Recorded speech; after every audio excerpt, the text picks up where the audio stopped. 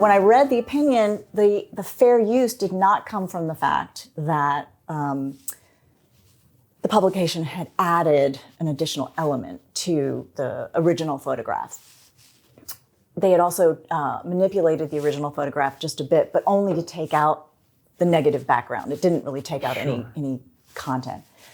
But so she went through the fair use factors, which there are 4 of them, but 2 are really the main ones. And this is where it can get difficult with photographs. The first factor is the purpose and character of the use.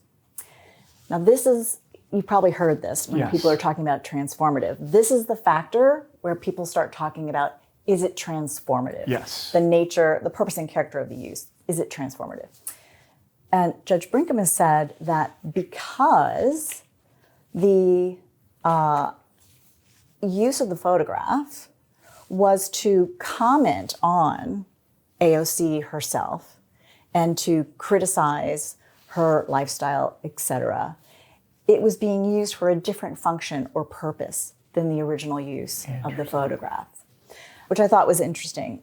The 4th factor, which is one of the more important ones, is the effect of the use on the potential market for the value of the copyrighted work. So usually a photographer will say, well, listen, value is my licensing fee.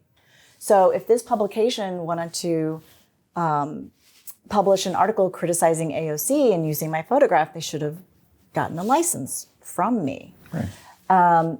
Judge Brinkham, although I think the transformative issue was the more important, what she said was, well, it's not really taking away the market, because the market for the campaign headshot is for someone who want to promote and be positive about AOC, not folks who want to criticize. I thought that was a little interesting. Yeah.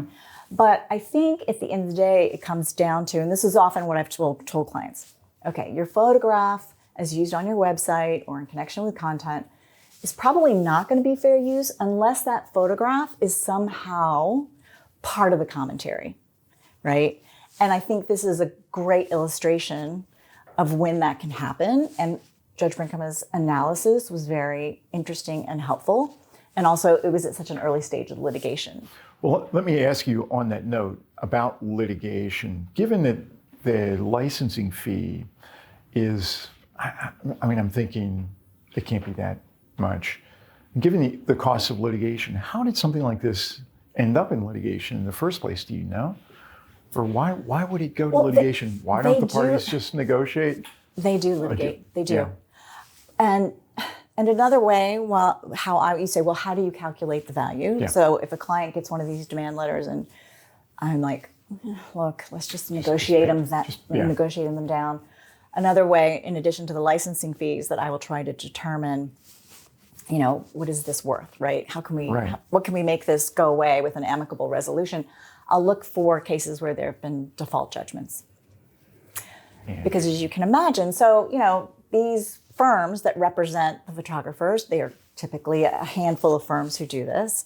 They've got the complaints in the can. Right. It's not taking a lot of attorney fee time. It's $400, I think, is the current fee to file in federal court. I think that's right. They crank out a complaint for $400, they serve, and then a lot of times people just don't respond. They get a default their default judgment. They still have to go to the judge and prove their damages. Right.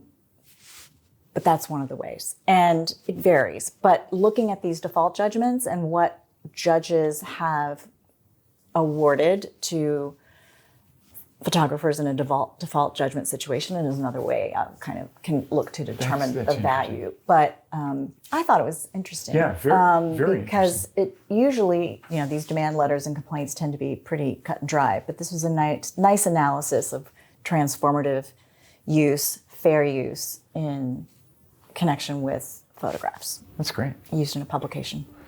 Thank you, Judge Brinkham.